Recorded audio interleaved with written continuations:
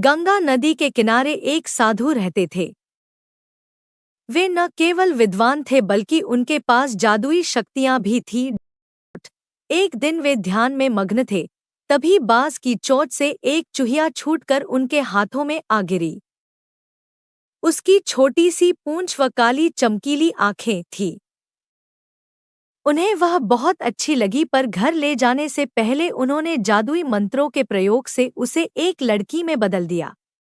वे उस लड़की को घर ले जाकर पत्नी से बोले, तुम हमेशा से संतान चाहती थी ना, तो लो आज से यही हमारी पुत्री है। इसे पूरी देखभाल व स्नेह से पालो। साधु की पत्नी भी अपनी पुत्री को देख प्रसन्न हो उठी। वह उसे राजकुमारी की तरह पालने लगी। साल बीतते गए, नन्ही लड़की एक सुंदर युवती बन गई। जब वह 18 वर्ष की हुई, तो साधु व उसकी पत्नी उसके लिए वर तलाशने लगे। साधु ने कहा, हाँ, मेरी बिटिया का विवाह ऐसे व्यक्ति से होना चाहिए जो सबसे बड़ा हो। मेरे हिसाब से सूर्य ठीक रहेगा। पत्नी ने भी हामी भरी। उन्होंने जादुई मंत्रों के प्रयोग से सूर्य को नीचे बुला लिया। उन्होंने उसे अपनी पुत्री से विवाह करने को कहा, पर पुत्री ने पहले ही न कर दी। वह बोली, पिताजी, यह तो बहुत गर्म है। मैं उससे विवाह करूंगी जो इससे भी बेहतर हो।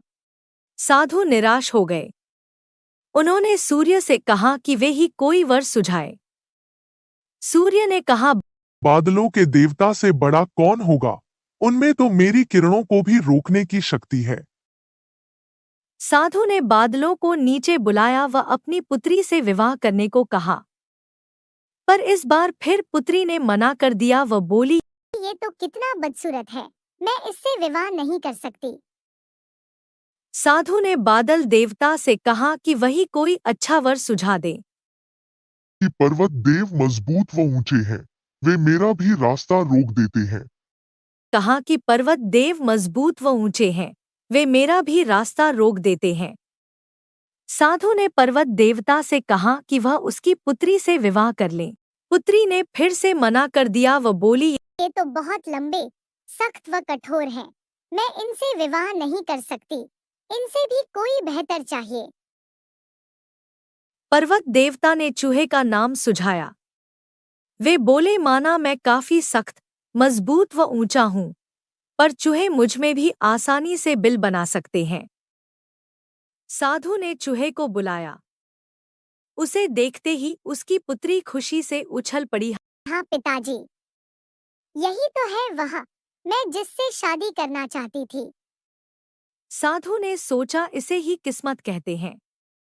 यह एक चूहिया थी और एक चूहे से विवाह करना ही इसके भाग्य में लिखा है। उन्होंने जादुई मंत्रों के प्रभाव से पुत्री को फिर से चूहिया बना दिया।